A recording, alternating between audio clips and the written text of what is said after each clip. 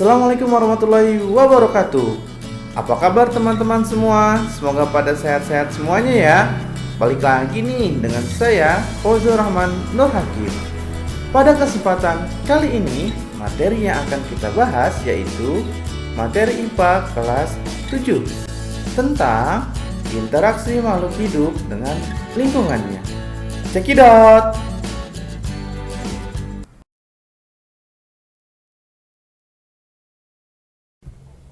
Oke, sebelum kita masuk ke materi pembahasannya, kita lihat dulu yuk kompetensi dasar dan indikatornya.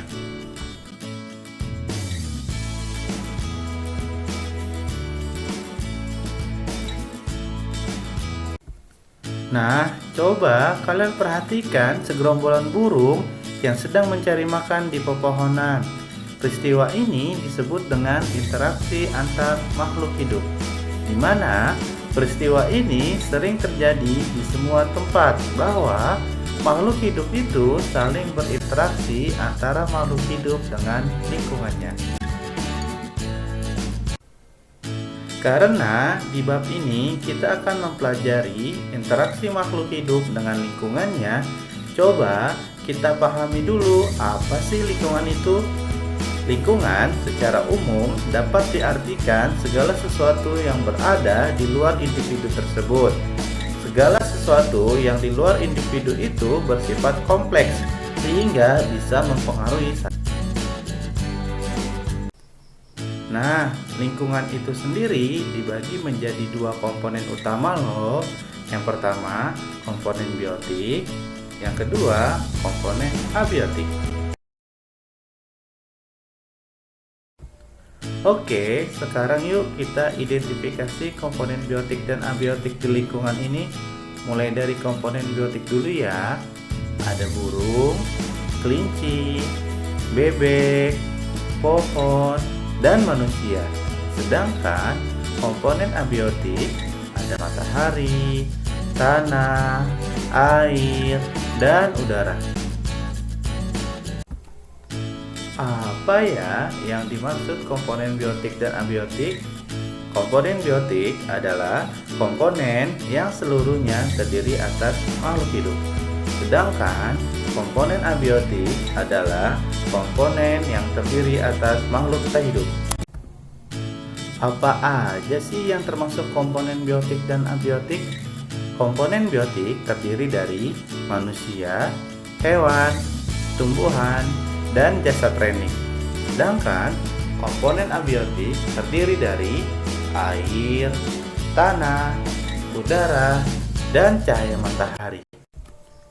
Kalian tahu gak kalau setiap makhluk hidup itu memerlukan tempat hidup atau lingkungan tertentu supaya terjadinya interaksi antara makhluk hidup dan makhluk tak hidup yang disebut dengan habitat.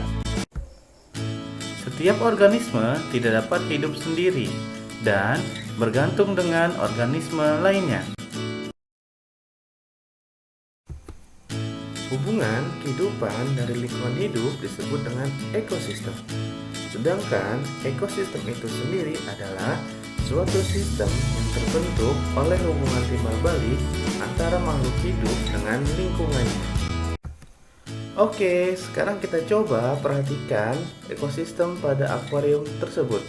Pada ekosistem akuarium terdiri atas ikan, tumbuhan air, dan plankton yang terapung di air. Ini sebagai ekosistem biotik. Sedangkan ekosistem abiotik pada akuarium tersebut meliputi air, pasir, batu karang, dan oksigen yang terlarut dalam air. Nah, kalian sudah lihat kan ekosistem pada akuarium tadi, di mana ekosistem biotik dan abiotik saling berinteraksi. Pola interaksi antara makhluk hidup dengan lingkungannya dapat melalui bentuk hidup bersama sehingga terbentuk yang dinamakan simbiosis, atau melalui peristiwa makan dan dimakan. Bisa melalui rantai makanan, jaring-jaring makanan, dan piramida makanan. Berikut adalah contoh dari rantai makanan. Yuk kita lihat. Dimulai dari padi, lalu dimakan belalang atau serangga, belalang dimakan kodok, kodok dimakan ular, lalu ular dimakan elang. Di mana padi berperan sebagai produsen, belalang sebagai konsumen tingkat 1, kodok sebagai konsumen tingkat 2, ular sebagai konsumen tingkat 3, dan elang sebagai konsumen tingkat 4. Jika elang mati, maka akan terurai oleh dekomposer atau pengurai. Apa sih yang dimaksud dengan produsen dan konsumen? Yuk kita cari tahu. Produsen adalah organisme yang bisa membuat makanannya sendiri atau autotrof. Sedangkan konsumen adalah organisme yang tidak bisa membuat makanannya sendiri atau heterotrof. Kumpulan dari berbagai macam rantai makanan disebut dengan jaring-jaring makanan. Seperti apa sih jaring-jaring makanan? Yuk kita lihat contohnya. Rantai makanan yang pertama adalah padi dimakan belalang, belalang dimakan katak, katak dimakan ular, ular dimakan elang. Rantai makanan yang kedua, padi dimakan belalang, belalang dimakan musang, musang dimakan ular, ular dimakan elang. Rantai makanan yang ketiga, padi dimakan belalang, belalang dimakan musang, musang dimakan elang. Rantai makanan yang keempat, padi dimakan tikus, tikus dimakan musang, musang dimakan ular, ular dimakan elang. Contoh rantai makanan yang kelima, padi dimakan tikus, tikus dimakan musang, musang dimakan elang. Contoh rantai makanan yang keenam, padi dimakan tikus, tikus dimakan elang. Itulah contoh jaring-jaring makanan yang terdiri dari berbagai macam rantai makanan. Kalian udah paham kan? Nah, sekarang ini adalah contoh dari piramida makanan. Yang pertama ada produsen yang berada pada tingkat tropik 1. Yang kedua ada konsumen atau konsumen primer yang berada pada tingkat tropik 2. Yang ketiga ada konsumen 2 atau sekunder yang berada pada tingkat tropik 3. Yang keempat ada konsumen 3 yang berada pada tingkat tropik 4. Yang kelima ada konsumen puncak yang berada pada tingkat tropik 5. Sebenarnya apa sih piramida makanan itu? Yuk kita cari tahu. Piramida makanan adalah gambaran interaksi antar organisme di dalam ekosistem yang tidak hanya aktivitas makan dan dimakan, melainkan hubungan antar tingkat trofiknya. Lalu, hubungan yang terbentuk antar suatu organisme berbentuk piramid. Hubungan antara dua individu yang berbeda jenis disebut simbiosis. Simbiosis dibagi menjadi 3 macam loh. Ada simbiosis mutualisme, terus ada simbiosis komensalisme, dan yang terakhir ada simbiosis parasitisme. Yuk kita bahas satu persatu, mulai dari simbiosis mutualisme ya.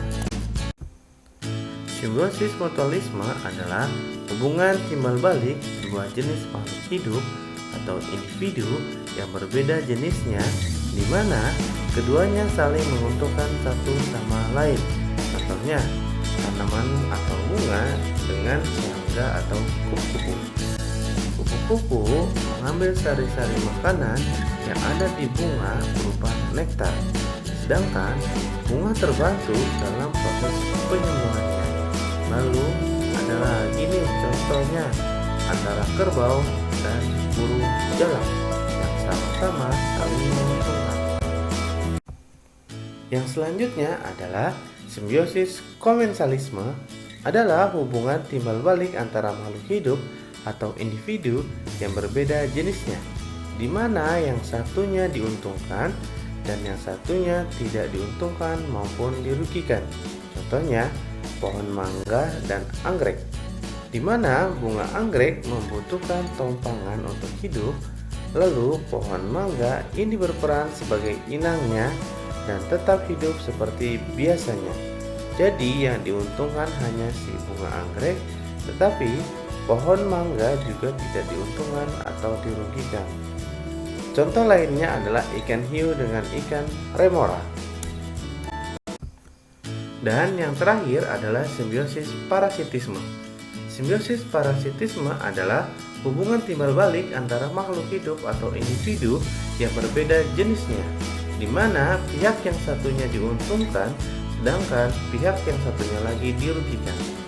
Contohnya adalah nyamuk dengan manusia, di mana nyamuk akan menggigit atau menghisap darah manusia, sedangkan manusia dirugikan pada hubungan ini karena dapat terserang penyakit berbahaya, mengingat ada jenis nyamuk yang menyebarkan penyakit berbahaya seperti malaria dan demam berdarah. Jadi, kesimpulan yang bisa kita ambil yaitu bahwa setiap makhluk hidup itu selalu berinteraksi dengan lingkungannya, baik yang biotik maupun yang abiotik. Pola interaksi makhluk hidup itu beragam. Ada yang mengalami proses makan dan dimakan seperti rantai makanan, jaring-jaring makanan, dan piramida makanan. Lalu ada juga yang melalui hidup bersama seperti simbiosis. Jangan lupa di-subscribe ya, supaya dapat notifikasi update video-video terbaru dari channel ini. Tetap jaga kesehatan. Bye-bye.